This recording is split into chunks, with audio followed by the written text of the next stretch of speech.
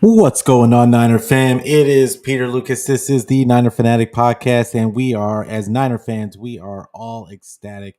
It is happy day, happy day. Brandon Aiyuk signs his deal, $120 million, 4 years. He's here for the foreseeable future. We're going to celebrate, but before we get to any of it, you know we got to hit the music.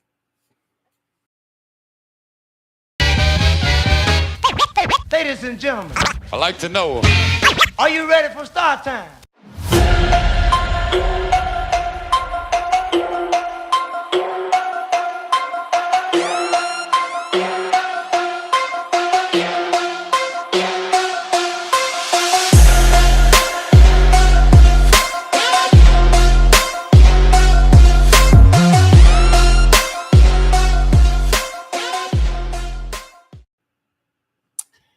And once again, it is Peter Lucas. This is the Niner Fanatic Podcast. And like I said, it is happy day in 49er land.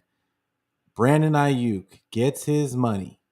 There is no excuses now. Well, we got one more excuse, and we're going to talk about it in a little bit. But yeah, like this was a long one. And even though Nick Bosa signed later than Brandon Aiyuk did last year, this one just felt it just felt like it was taking forever. There was just so much drama that I think this is easily the most drama-filled negotiation since the Shanahan regime. Because even though they didn't keep I always blank on his name. Even though they didn't keep their defensive tackle, I'm not going to try and remember. But even though they didn't keep him and they ended up trading him for basically for Kinlaw, it wasn't like this. There was no build up. There was no, oh, we're almost there. No, we're not. Now I'm asking for a trade. No, I'm not. I don't like this guy. I don't like this team. These guys are giving me enough money, but no, I don't want that. And the team isn't saying, well, we value you, but we're going to put all this stuff out in the media to make it seem like you're you're being a drama queen. All of that stuff was going on, but now, none of it matters. None of it matters. And before we get to it, make sure you give the video a like. Make sure that you give it a subscribe. Make sure that you hit the bell so you get the notifications for when I go live. But yeah, this has been a tumultuous offseason to say the least. And we had multiple organizations, Twitter fan bases in our mentions every 2 seconds. They all thought Brandon Aiyuk was coming to their team, whether it be the Commander fans, whether it be the Steeler fans. I think the Patriots kind of figured that wasn't going to happen. I didn't really see too many Patriot fans get into it, but mainly the Commander and the Steelers fans. And everybody thought that it was just, oh, well, he asked for a trade. You have to trade him. The 49ers don't have a choice. They don't have a choice. Like, they have to do it because he asked for it. Why would you keep a guy that doesn't want to be there? And the whole time I said it's a negotiation.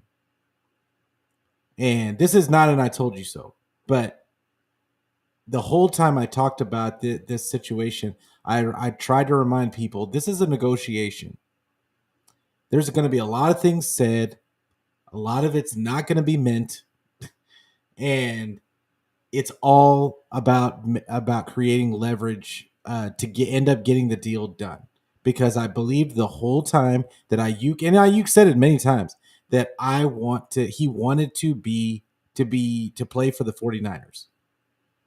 It was very clear. The 49ers found a trade for him, didn't want to go there. To two places, 3 places. Because the Browns tried to trade for him, he said no. Patriots tried to trade for him, he said no.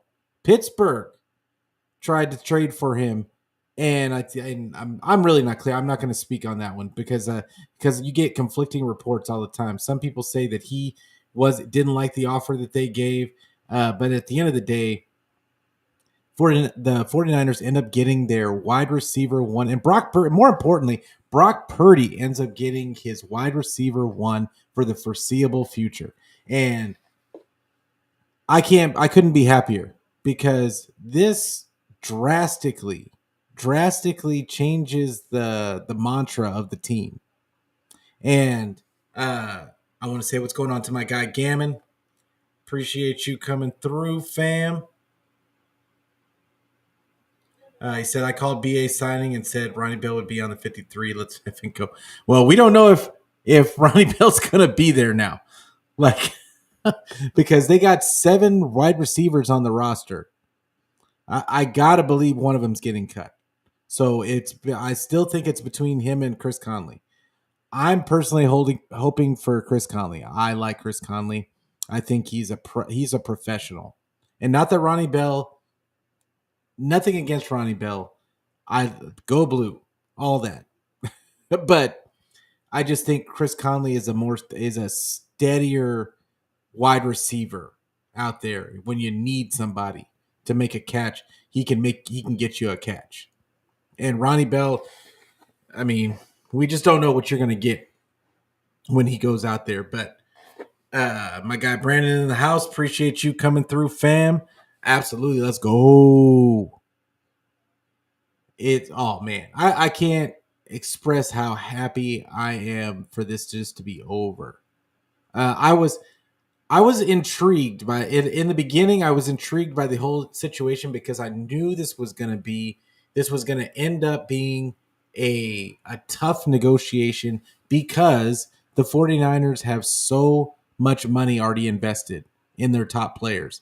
And they were going to try and get Aiyuk in at a lower number so that they can give themselves more flexibility for the signings to come. But I don't think that I don't think that anybody really had on their bingo. Like, I don't want to say that. And I don't think anybody really had thought about how badly Aiyuk wanted the money and wanted to be with the 49ers. It was almost as if he just willed this to happen because I think a lot of teams would have just cut bait and traded him. I think a lot of teams would have just there's some teams that would have just caved. If the 49ers and I disagree with people that said that they caved, because if they had caved, they would have given in a long time ago. I don't think everybody got what they wanted. I don't think everybody got exactly got what they wanted. Now, did Aiyuk get more money than the 49ers were initially willing to give? Yes. But it's a negotiation. I'm guaranteeing that the structure of the deal, when it all comes out and it's all said and done, we're going to find out that he didn't get exactly everything that he wanted either, because there's always give and take in a negotiation. So, and I feel, you know who I feel bad for today? Cameron says no block, no rock. And absolutely, but yeah, we're going to get into that. And it's not what I picked, but the wide receiver coach and Shanahan are an absolute. Yeah, I get it, but I think that they like and respect Conley as well. And it's definitely going to be between those two. And I completely lost my train of thought. But it's just all the excitement from. There was just so many people out there that said so many things. And I kept trying to tell my friends and people that, hey, it's a negotiation. It wasn't anybody's fault at the end of the day that this was going the way it is. Aiyuk wanted to get paid, and he wanted market value. The 49ers didn't want to pay him full market value because they wanted to keep flat cap flexibility. Both of them are within their rights to want what they want. It's a negotiation. How do they get there? And at the end of the day, they came to an agreement Granted, it was late as hell, and now Ayuk isn't going to get any real practice. I mean, very minuscule practice time. I don't even know if he's going to play week 1, but because it took so long, people are looking at the 49ers as saying that they should have got this done a long time ago. People are looking at Ayuk saying that he's a prima donna. There were so many people that said so many things, and now everybody kind of has to eat their words, including all the Pittsburgh Steelers fans and all the Commander fans and all the everybody else that's been looking at the situation and played one side or the other. I encourage people just to sit back and watch. Enjoy the show.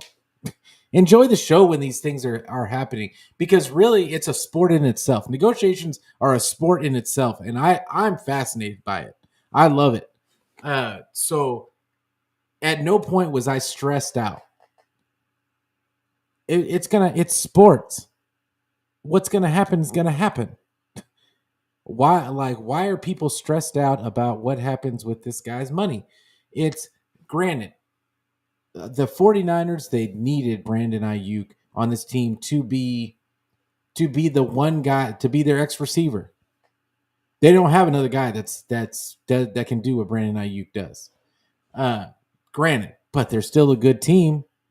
Would they still have made the playoffs? Absolutely. Would they still probably have made a deep run? Probably.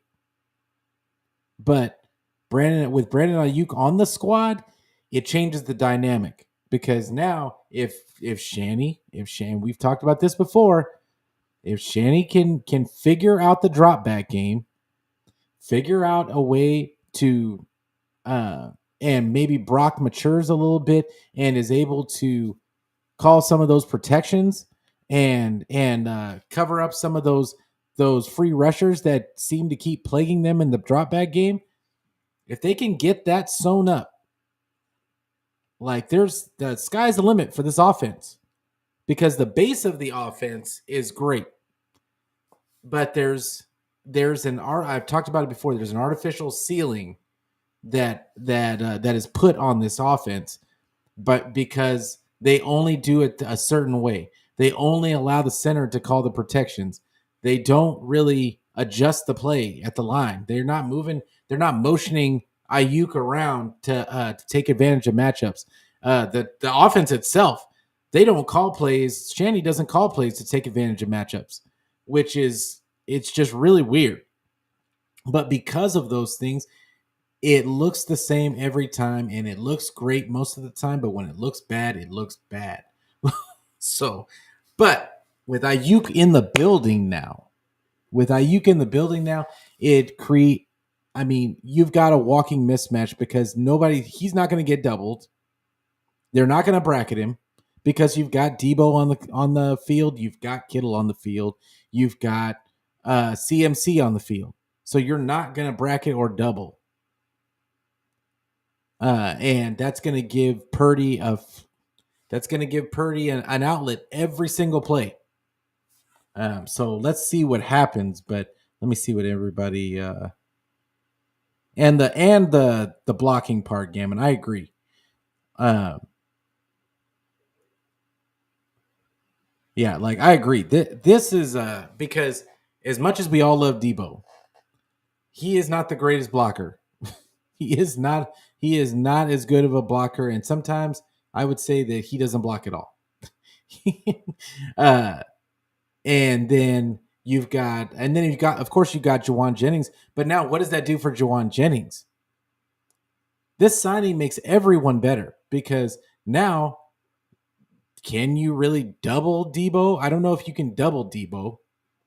You can't even really roll coverage that way, because you've got Brandon Aiyuk cooking whoever is on his side, and then you've got Juwan Jennings, who is just muddying the waters by pushing guys around. The cornerbacks in front of him really don't want to get hands on, because they're going to get tossed out the club. So we've seen how this offense works, and it's not going to be any different this year. But let me see what everybody else is saying. We absolutely are a run first team, Gammon. I agree. But when we need to pass, don't we saw it last season. They're a running team, but it's a little bit to a lesser degree than it has been in the past. And it seems like Shanny is more inclined to go with that drop back game. I don't know if he was just trying it out more last year or what the case was, but it didn't look crisp. Those things did not look crisp. The drop back game did not look crisp. He did not have. There was no hot. There was no hot a lot of the times, and then there was no plan for the free rusher. And I like the if the center didn't catch it and move the protection, it just didn't happen. Brock didn't do anything about it, even when he knew it was coming. So I think that they have to clean those things up. That has to happen. If we see the same things going into this year, that tells me that there's no growth, and there's got to always be growth, in my opinion.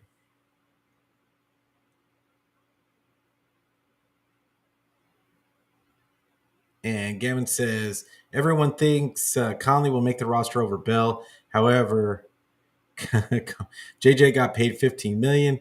Not what I picked, but what if JJ gets hurt? We are a run first team, like it or not. Facts are facts, and I get it because that is the one thing Ronnie Bell does do. He does block well, but I would say I would question, and I would point out that when they needed somebody to play at the end of the season, it was Conley was in there for reps. Conley was the one making catches. It got the key catch in one of the key catches in the Super Bowl. It wasn't Ronnie Bell, and Jawan Jennings is a monster. I think that with these other monsters with these other guys with him, it just creates because you can't do anything with him. I mean, that's the reality. There's nobody on this team that you can double. So when you've got that many weapons on the field, and then you've got a guy like Jawan Jennings that really, I think, strikes fear in the cornerback in front of him, because he's talking all game. He's putting his hands on you. He's throwing you around, and then when it comes time for you to have to try to press him, or even just cover him, you're so afraid of him getting hands on that you've seen it. You've seen it happen. They just allow him free releases, and that's why he gets open. But yeah, it's wild. Oop.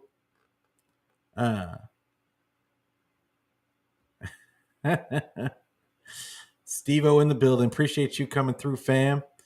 Pooney is a better pass blocker. I would say that I would agree with that. He's a better pass blocker, but I didn't see anything bad in the run game from him. Was it crisp and clean? No, but he's a rookie. So I think he's going to develop as well. And I think as the season goes on, he's going to get better. And Gavin says Debo is not the greatest blocker. Without BA and TW, we are terrible on the wings to support the big money that we dumped into a running back position.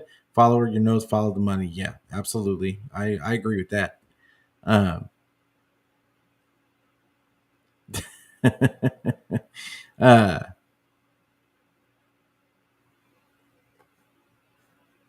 But yeah, Steve-O, I saw that they got Sauber back as tight end 3. Well, no, he's going to be tight end 2.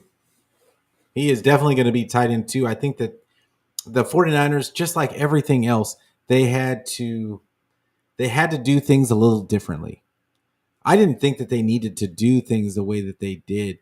I think if they had done things a little differently, I think that they could have kept Jarrett Kingston. But let's go down the list. So we talked about Aiyuk being signed. We're all happy. Happy day. Who won and lost, and why does it not matter?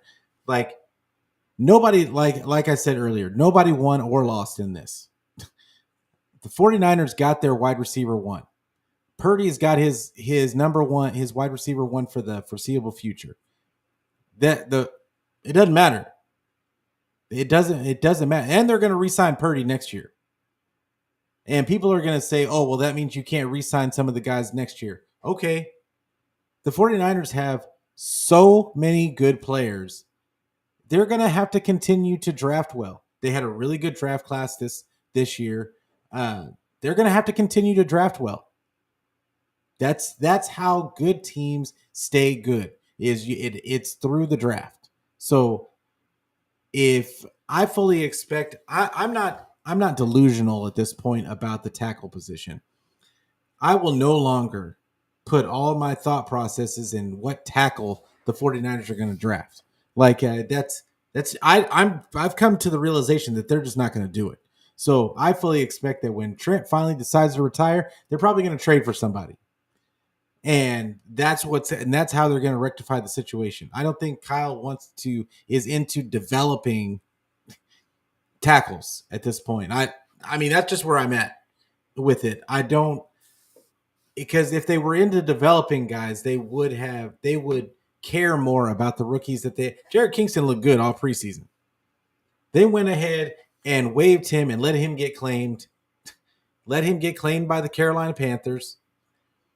Now, granted, we took their wide receiver, Terrace Marshall, but yeah, Jared Kingston was a good player, and that was valuable depth. Now, granted, they've got who do they got?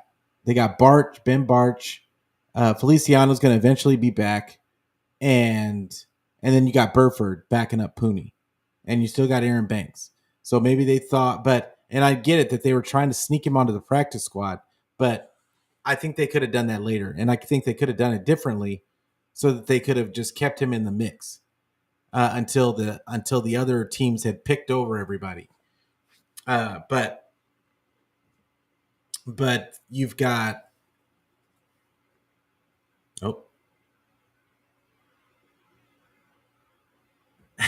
Steve-O said, "I wait till they draft and do the research." Yeah, I love doing the research. That I'm a draft nerd, so I love all of it, and it's just a fun exercise to try. I do my shadow draft every year, guys that I would have picked, and the 49ers I feel like had a pretty decent draft. They're not the guys that I would have picked, but who's to say that this isn't all going to work out for them? You can't really argue with it because they always seem to find a way. And like, it doesn't matter how egregious it seems like the pick is, how egregiously bad some of the picks are, somehow it always works out. And this team is just wild. It's just wild. But you got so now we got to talk about Trent Williams and how long until Trent is signed. I was fully expecting them when we found out that Aiyuk was signed. I figured that Trent would be not far behind. So I'm figuring in the next day or so that's gonna come down the pike, because as happy as I am about Aiyuk being signed, they can't go far without Trent Williams. As much as Kyle doesn't value offensive linemen, this team can't, like, we've seen what it looks like without Trent Williams, and it doesn't look good. It does not look good at all. And the first game of the year is against a really good defense.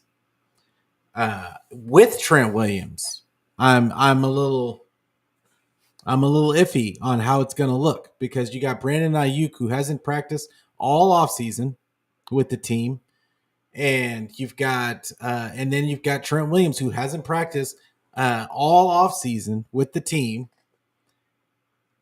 I would not be surprised if they came out a little sluggish. And it's really going to be all about the play calling from Shanny, as it always is, and how he goes into this. If he thinks that he can just go right into the playbook and do the bells and whistles like he always does, or if he's going to take a more methodical approach.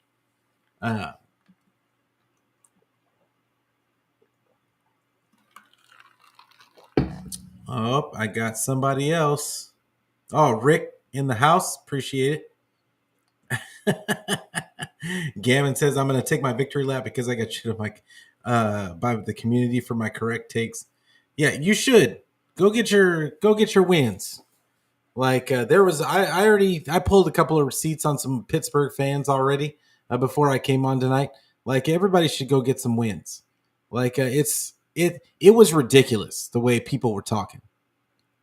Like it showed a complete lack of awareness of what a negotiation actually is. And I said it the whole time. Hey, it's a negotiation. This isn't going to go the way you think it's going to go. Both teams are trying to jockey for leverage. That don't think that they're just the 49ers are not just going to give Aiyuk to anybody for nothing. Like that's not going to happen. But what's up to my guy Rick Diaz in the house? Appreciate you coming through, fam. Always a pleasure to have you in. Yeah, like so. What they got to do is they got to sign Trent Williams. I still think that they're going to probably try and sign another defensive end because they just released the guy that we all didn't think was going to make it. I don't want to butcher his name, but the guy who nobody can pronounce his name. But I was shocked. Everybody was shocked to see him make the team. There was a reason why. It's because as soon as they needed to bring in those other guys like Saubert and some of the other guys that they signed back to the practice squad, he was going to go. So I fully expect them to pick up another defensive end. I fully expect them to go out and get another tight end. I think that they're going to go and get a couple of guys. Because I don't think that the wheeling and dealing is done. But we're talking about death pieces at this point. I think for the most part, this team is set. The question is when the Trent Williams deal gets done, and I say when because I don't think the 49ers go into the season without that happening. So when that eventually happens, do they play week 1? And that's the big question, because if they don't, if Aiyuk and Trent Williams don't play week 1, not to say that it can't that it's going to be ugly, but I think it's going to be a tough game to win, because the Jets do have. I'm not even thinking about Aaron Rodgers. I'm not worried about Aaron Rodgers. I'm more worried about that defense and what that defense that front of theirs can do against an offensive line that doesn't have Trent Williams. So it's going to be interesting. It's going to be interesting. Steve-O said, can someone check to see if Aiyuk refollowed the 49ers? Does it matter? Doesn't matter. Do we care? Like, for real. And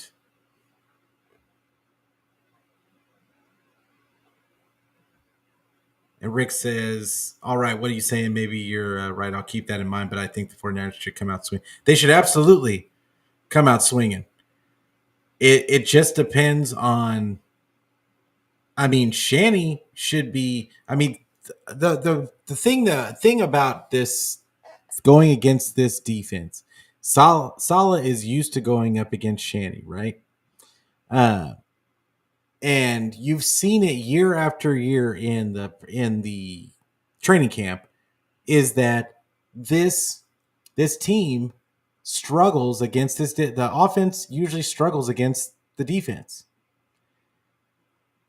and so that's what I mean. It's a really similar defense to what now they run mostly like a Saleh runs more of a base. He likes to run that base cover 3. And I'm gonna have to do my due diligence to go in and see if he's changed anything up. But I mean, if it ain't broke, don't fix it. Like he has put together really good defenses. All they needed was a quarterback, and now they've got one in Aaron Rodgers, but he hasn't really played all preseason. So, and I haven't really heard about how he looks in the off season. So, but I haven't heard anything outstanding. So, what it'll be interesting. We're all going to learn together what that's going to be. But now let's look at. But yeah, as far as Trent Williams goes, how, I guess I asked this about Trent Williams because a lot of people were asking, did Trent Williams, did Aiyuk have a right to do what they did? And shout out to my guy TL that asked this question on Twitter earlier. And I said at the time, everybody has a right to do whatever it is you feel like you need to do. If you feel that you deserve this money, then you go after that money. But this is the thing. If it doesn't work out, you got to live with that decision. If now all of a sudden you end up on a bad team and a bad organization that treats you like this, that, and the third, the work-life balance ain't as good, the schedule ain't as good, you don't really like your teammates as much, all that kind of stuff, that's on you. That's on you at that point. Now, and that couple of million extra that you took might not be worth the family and the culture and the organization that you left. So, not to say that that's always the case. Not to say that that's always the case, but that sometimes it is the case. And I think that people don't always take those things into account. I think that that's why Brandon Aiyuk was pushing so hard against the 49ers to get this deal done and not taking those trade requests, is because he wanted to be with the 49ers. He recognizes the culture. He recognizes the organization that he plays for. Now, he's frustrated him a little bit. I don't know if it was him or his agent. And that's the thing, is people are getting mad at Aiyuk, but it could have been his agent the whole time. We don't know. Now, of course, it was him that was going on the pivot. It was him scrubbing the 49ers off of his IG. It was him that was doing all these is getting in these interviews and saying what he said. But at the same time, you have to get the little bit of leverage. And I'm going to bring it up again, is these guys don't have a ton of leverage when it comes to these negotiations. So they have to find it where they can get it. And you can't hold it against them. It's not personal against the fan base. It's not even personal against the team. They only have a couple of opportunities in their career to get these paydays. So you have to do whatever it takes to get the max amount of dollars that you possibly can. So I get it. Now, if the team had soured on him and said, you know what, go ahead and go, I wouldn't have blamed him. But but apparently it was a salvageable situation. The 49ers brought him back in for, and I'm sure that we won't hear the real reason of how this deal got done. But at the end of the day, Brandon Aiyuk still a 49er, and we still got and honestly a leader in the locker room. I think that the team is going to be ecstatic that he is still here. And I know I'm ecstatic. There's a lot of fans out there that are going to have to rethink the things that they said about him on it, and if they still want him here. And I'm sure that we're going to get, if he doesn't ball out this season, we're going to get a lot of, look at that, we should have never paid him. We should have never, we should have just traded him, all the other stuff. So there's a lot of pressure. There's going to be a lot of pressure on Brandon Aiyuk this season, even if he's not featured in the offense, because he's never been featured in the offense. He put up all those numbers as not the first option. So if he doesn't necessarily get the touches, and he doesn't put up the same numbers, people are going, you can bet You can now, if the 49ers win the Super Bowl, all bets are off. Nobody's going to care. But if they don't, and he doesn't put up and he doesn't show up and show out, it's going to be an interesting it's going to be interesting off season and how the fans react to that. But I think it's going to be interesting anyway if they don't win the Super Bowl. 49ers Jive in the house. Appreciate you coming through, fam. Kyle owns his coaching tree and Aaron. Rod in the house. Appreciate you coming through, fam. Rod was getting dirty with it on Twitter when he found out. And 49ers Jive says everyone was mad at Debo during the holdout as well. All went away as soon as the pen touched the paper. Faithful can be quite fickle. And that's every fan base. Like, everybody says that they're a pro player until the player doesn't take what they feel is a fair offer from the team, like it's their money. and then all of a sudden it's the guy, he's just being a diva, he's just this, he's just that. Yeah, okay. Like, if you had one chance at your job, you had one chance to get as much money as you possibly could, and you're not getting a yearly raise. You're getting one chance to make a contract for the next 5 years at your job, and you're trying to get the max amount of money as possible. You would do whatever it takes. Most of us would. People that say that they wouldn't are kidding themselves, especially when you're dealing with millions. So, yeah, y'all lucky it wasn't me. I'm finding pictures of Shanny in the tub. I'm finding pictures of Lynch out and about with whoever. Like, I'm putting everybody's business out in the street. I'm doing whatever it takes to get this money. Like, yeah, y'all lucky it wasn't me, because y'all would have said, you talk about Aiyuk as a diva. Yeah, it's not. Yeah, you ain't seen a diva. Like, I would do when it comes down to this money, and you're telling me I only got really 2 chances to get this big money? Nah, yeah, like, y'all, you gonna pay me. And nope, I'm not going nowhere. I want to stay in California, where I've got all these opportunities on a good team, because it doesn't matter if you get all this money in Cleveland. What kind of merchandise, like what kind of endorsement opportunities are you going to get in Cleveland? Or on the Patriots, a bad team. You're not going to get them. Even Pittsburgh. Who's getting endorsements out of Pittsburgh? What Pittsburgh player? What was the last Pittsburgh player getting endorsements? Like, I mean, maybe Ben Roethlisberger, but Kittle is all over the TV, and Kittle is all over the TV. Debo's all over the TV. Purdy is all over the TV. And that's because they're on the 49ers. That's because they're on a good team that made it to 4 of the last 5 NFC championship games, and they made it to 2 Super Bowls and a Super Bowl in the last 5 years. But they made it to 2 Super Bowls in Shannon's reign. Now, granted, they haven't won, but did that matter? They're still all over TV. The Netflix document, the wide receiver thing, they got 2 49ers on there.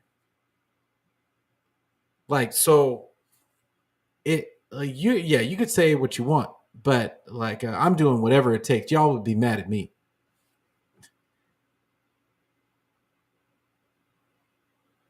Yeah, for real, Rod. Like, how can you tell a guy's supposed to do for him and his family? Like, yeah, all of us say that stuff until it affects us.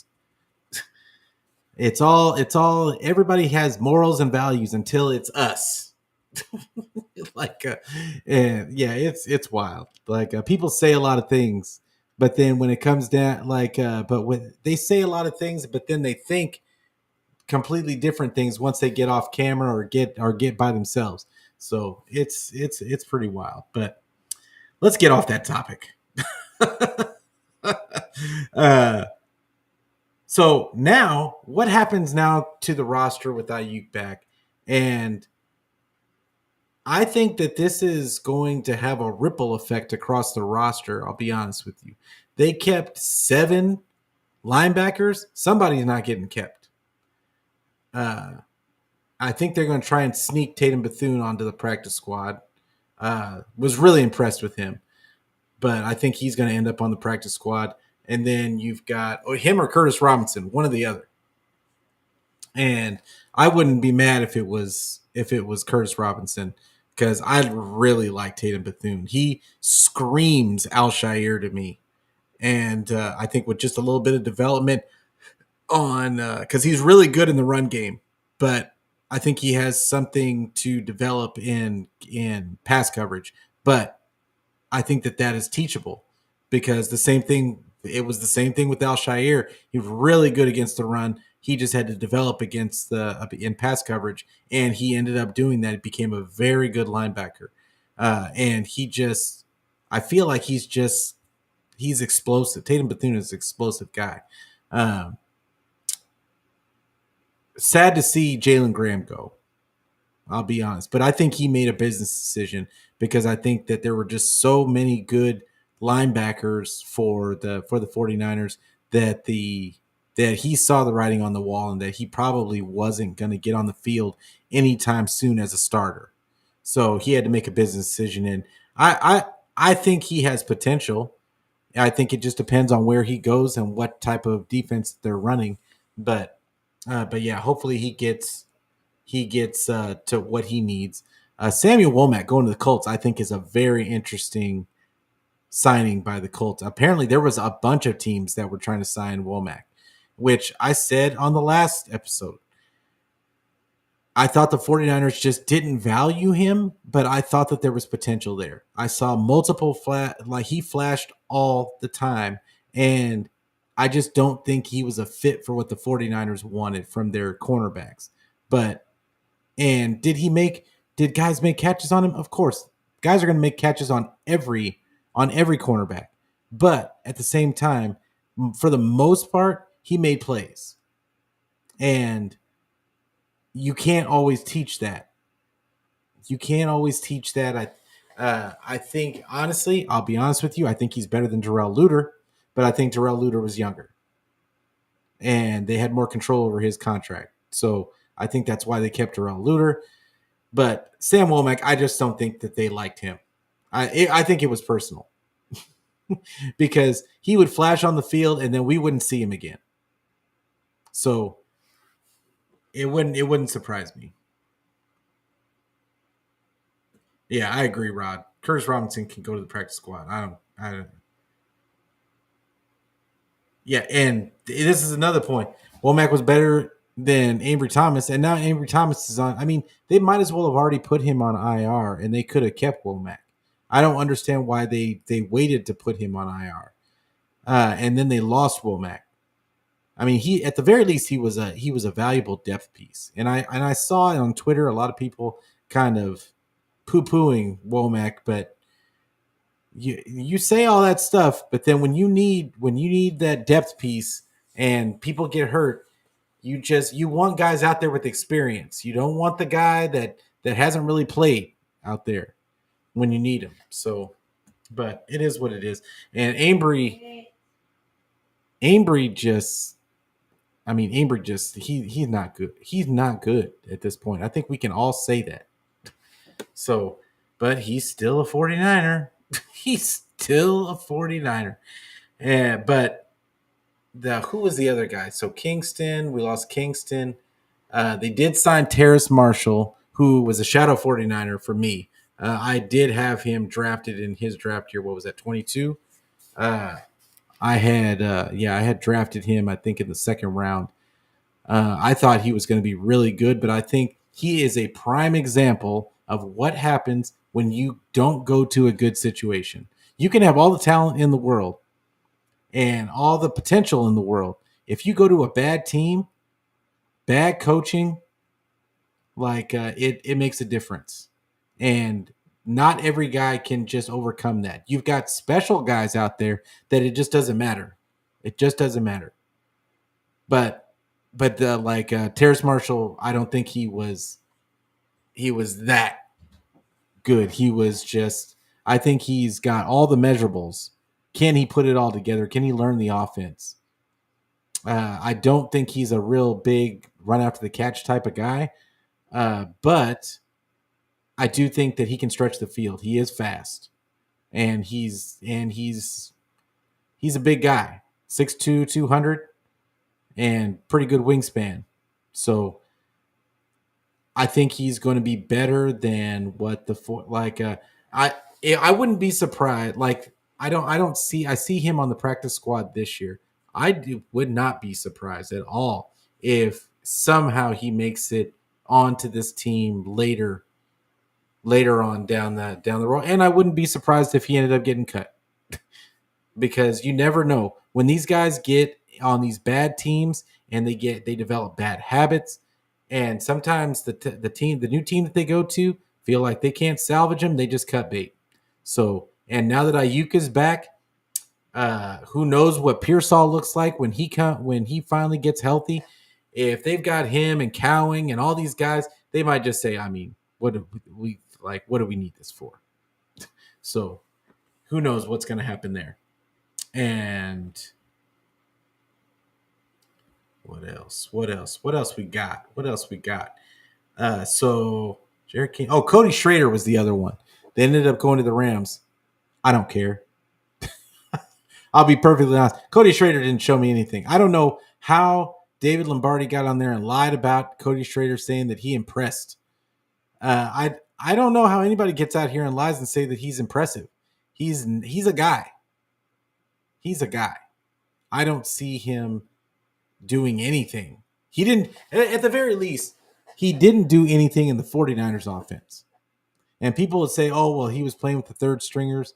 Well, he played with the first string line, or it wasn't the whole first string line. He didn't have Trent Williams, but he was playing with the same offensive lineman that Jordan Mason played with.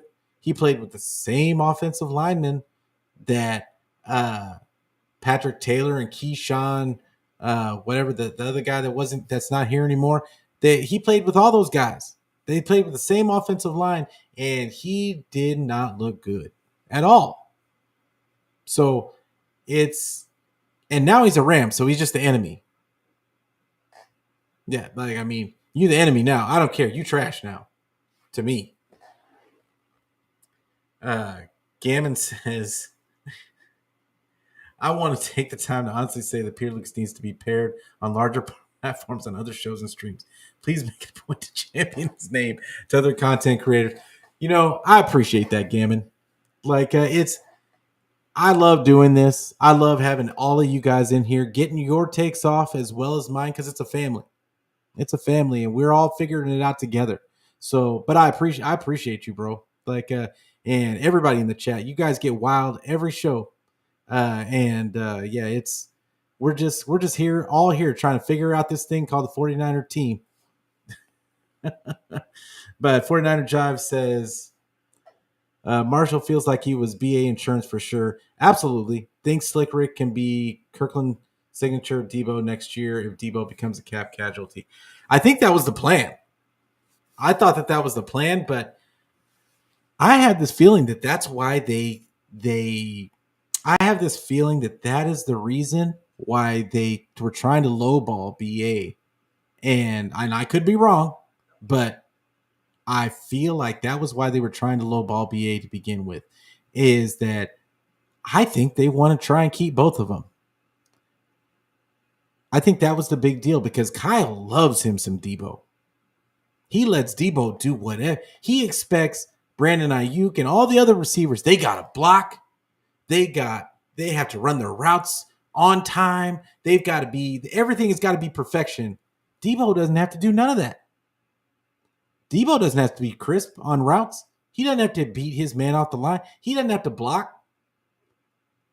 But they just love them some. He loves him some Debo. The fact that he can just get the guy some touches and all of a sudden a touchdown will come out of nowhere. So I don't know. I'm undecided at this point. I think that we're going to have to see more as the season goes. I know that a lot of people are calling for Debo to get to have a huge season this season. because of all the training videos, but I don't know why it's different than the previous years. He did those training videos last year. He did all the running, the route running stuff. He did all that stuff last year, the year before that, and the year before that. I don't know. I don't think that we're ever going to see 2021 Debo again. Was it 21? Yeah, I think it was 21. I don't think we're going to see that version of Debo again. It just kind of is what it is. Like I think that it was a moment in time.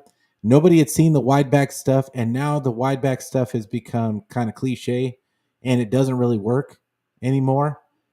Now they use him on screens, and he's had his occasional fade route and like that kind of stuff that he makes catches. I think Debo is supremely talented. Like he's a really talented guy, and I just think that if he would put more into his route running, he would be unstoppable.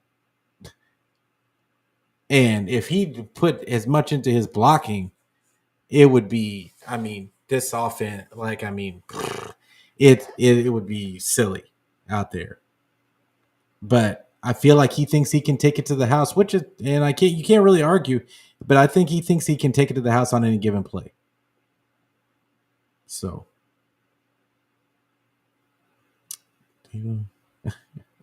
Debo is a glorified running back. He kind of is. It's like they split him out wide every down. I think CMC is a better receiver than he is, and he runs better routes than Debo does too. But you can't argue with the fact that Debo has this way to break a couple of tackles and take and wear down the other defense. It demoralizes the defense when he breaks a couple of tackles and takes one to the house, or makes a 60 or a 50-yard 2-yard reception into a 50-yard reception. It's what, like, I mean, that'll demoralize you. I mean, he did it to the Eagles almost by himself. So I give him his credit. And but let me see what else we got. There was another question that I had. Talked about Terrace Marshall. So I guess my final question, because we're coming up on the hour now. My final question, and this is for the chat too, so get busy. This is the thing. Does Aiyuk signing, does that change your view on what the season is for the 49ers now? Do you think that with are we back to Super Bowl or bust? Now that the Aiyuk thing is handled, I think all of us kind of presume that the Trent Williams thing is gonna get handled. Does it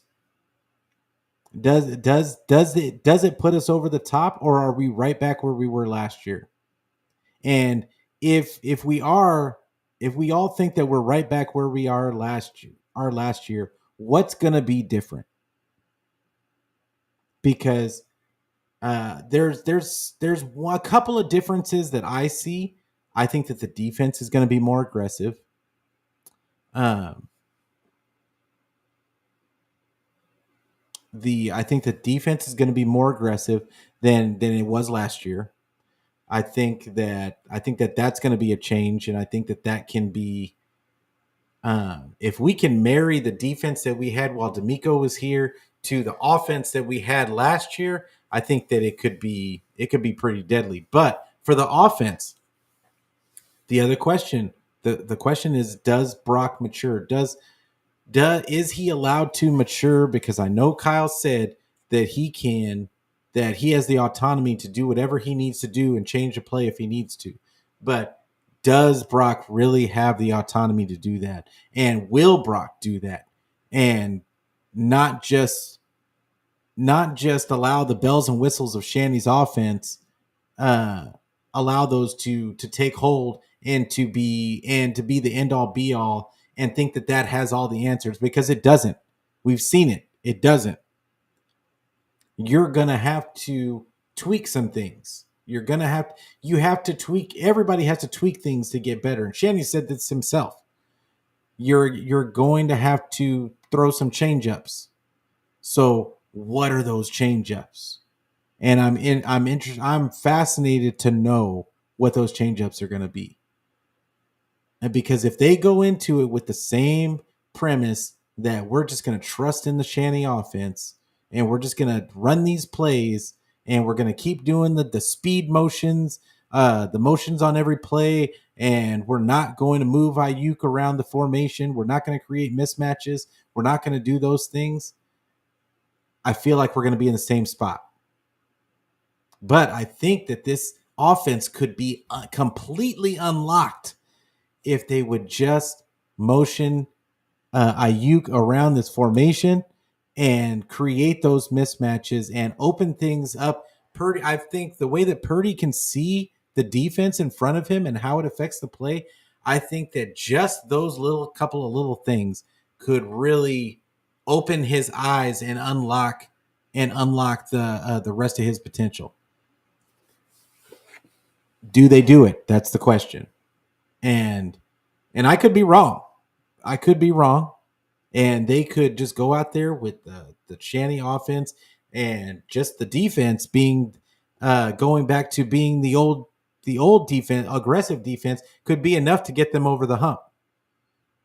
I really think that could be enough to get them over the hump because I think that even back then, the only thing that they were missing was they needed a guy that could make the one or two throws that Jimmy couldn't make. And I think Brock is that guy. So, but Rod says, let's see what you guys got to say. Rod says, I feel like it's going to be a tough season. The Greenlaw injury really shows holes in the pass defense. Okay. Yeah, I could see that. I think the aggressiveness, look for these guys to be much more aggressive. I saw it a little bit in the preseason, and I think with the starters on the field, once you get Hufanga on the field and Warner's out there playing, and even though Greenlaw's not going to play till a little bit later in the season, having Warner out there and keep an eye out for D Winners, having those guys out there playing with the starters and Bosa and all the guys out there, I think that it made that whole premise of the pass defense like it was last year may not be a thing. And I also think that I'm not as concerned about the run defense if these guys are playing the same type of defense they were playing 2 years ago, because it's not about the guys playing a certain way. I know that a lot of people get caught up in it being the players. I really think it was the scheme. I think that we played a lot of soft zone. We kept playing bail coverage all the time and soft zones, and we weren't triggering towards the line of scrimmage. And I feel like at least in the preseason, there was a ton of missed tackles, mind you, but they were triggering towards the line of scrimmage, and there was guys flying all over the field towards the ball carriers. And that's what I want to see. And I think once the starters get in there and they're the ones flying towards the ball, I think it's going to look a little different. So be on the lookout for that. 49ers Jive said someone in the AFC could do us a solid and take out the Chiefs in the playoffs. You know, I agree. Like, it's so hard to win a three-peat. I mean, I can't bet against the Chiefs. I can't bet against them, but you know what? Like, it's really hard. So I'll be interested to see if they can stay healthy and if they're healthy at the right time, because that's the thing. If they get hurt late in the season, can they pull through? Because that's when it gets tough for those dynastic type of teams. Is when you get into that third run, it just seems like the wheels just start to fall off. And so, yeah, it'll be interesting to see. But I honestly want to see him beat the Chiefs. I don't feel like it's a real Super Bowl unless they beat the Chiefs. Just because I feel like they're even if the 49ers won a Super Bowl at that point, people would be like, but you can't beat the Chiefs. Not that I care at that point. We would still have 6. But still, I think that would be all that we would hear on Twitter. Rod says if we could run some 4 receiver offenses, we could even be more dangerous. We could, but Kyle's got to find a way to get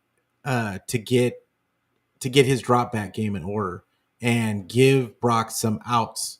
He's because the when they try to run those wide, those empty sets, it ends up being bad.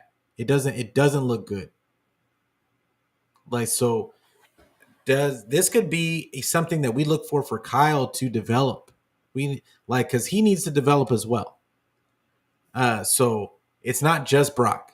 It's not just the offensive line, but that could be something that we look for development in the offense as a whole. Is can the protections get better? Because we are going to have Pooney in there. How does the rookie look once he's got the real live starter bullets flying? Does that give us does he help out McKivitz like he was in the preseason? Does he help out Brendel to keep that pressure out of Brock's face? That could be a thing. So, we'll be on the lookout for that as well. And Rod also says, I hope Hargrave can now feel even more comfortable on the line. I think that now we'll be able to unlock what Hargrave was supposed to be from the beginning. Because remember, when D'Amico was here, and I don't want to keep going back to D'Amico because it really started with Saleh, and it's really Chris Kasurek. But I think that's another underrated way that Wilkes didn't necessarily fit. I think him and Kasurek didn't necessarily agree. They weren't meshing either, because Kasurek is a big part of the defensive line. And I think with Kasurek, the way he teaches his guys is they run that wide 9, and it's all about penetration and getting upfield. So I think that is going to really benefit Hargrave this year, now that we're back all on the same page. And with guys triggering downfield, if those guys can get penetration up front, it's going to make everything easier. And I think that they're going to ask those defensive linemen just to not so much go after the run, but just penetrate. We just need you to go and penetrate, get up the field, and then allow the other guys take up those gaps. So that way it makes it easier for the linebackers to come in and clean it up. And even the safeties, because I think that they're going to play closer to the line of scrimmage. So I think I'm getting excited. I'm getting excited about this season. Now that Aiyuk is back, I'm super excited. But Kenny says it is. Welcome, Kenny. I appreciate you coming through, fan. Thank you for the subscribe. Like he subscribed. I saw you subscribed. I think it was yesterday. But I appreciate that. And one more time, make sure you give the video a like. Make sure that you give it a subscribe. Make sure that you hit the bell so you get the notifications for when I go live. But yeah, so all in all, we all got good vibes now.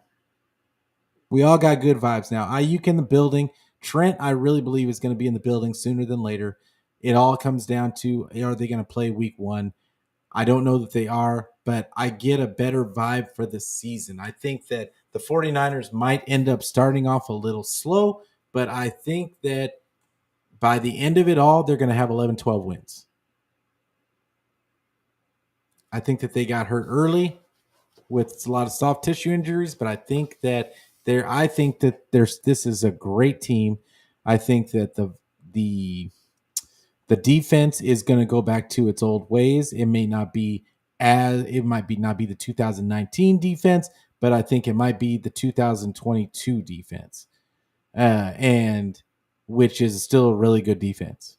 And then I'm interested, as we all are, to see Brock and what he brings to the table now. What is the next step for Brock Purdy look like? Or is it just the same and he's just asked to do more? I don't know. but we'll all see. But I appreciate everybody coming through. Uh, I appreciate everybody coming through. Chat got busy. Gammon, Rod, Kenny, appreciate you. Rick Diaz coming through. 49er Jive, appreciate all of you. And I will be back. Was there anybody? Oh, Steve-O. Don't forget about Steve-O. So I appreciate all of you guys coming through. Brandon came through as well. But I will be back next Tuesday. Next Tuesday for me, Beto, and Brandon's show. Take Niner Boys. If you don't know, you should know. Go make sure that you give all my guys a sub. And we'll be talking. I'm sure we'll be getting you guys ready for that next Monday night game. Then also, I'm sure there'll be some more transactions that have taken place by that time. And then I'll be having my show on Thursday. I haven't decided if I'm going to do Thursday or Friday to get you guys ready for the Monday night game. And then right after the Monday night game, I will be right after the Monday night game. I'm going to be doing my show. So to give the instant reaction. So make sure that you check that out. And yeah, man, we're here. We made it. We made it. We're about to hit this season, get this season started. Hopefully you guys are all rocking with me. I'm thoroughly I'm so stoked for this season. And, but yeah, I appreciate everybody coming through. With that being said, I'm going to get out of here, but you guys have a good rest of your weekend into the weekend. Well, weekend now, I guess it's going to be Friday tomorrow. So enjoy your weekend, enjoy your families, enjoy your friends, enjoy this little break before the stresses of the football season. And good luck to all of the people out there doing their fantasy drafts in the next couple of days. I know I'm doing mine. I got 2 of them. Good luck to all of you. And let me we're probably going to be talking about fantasy on the me and Beto and everybody's show as well. So just keep an ear out for that. But we're on YouTube, we're on Twitter, we're on Facebook, we are on Twitch. I am going to figure out Kick. And I don't care where you get it, just get it. And also, if you don't like looking at my face, just get the audio version so you can listen to me going to work. I don't care where you get it, just get it. And just tell a friend to tell a friend so we can be friends. Listen to Gammon. Gammon telling you I need to be I don't have to be on a bigger platform. Y'all just have to make me bigger. So tell a friend to tell a friend so we can be friends every day, every week. And but I appreciate you guys. I will see you guys next Tuesday. As always, go Niners.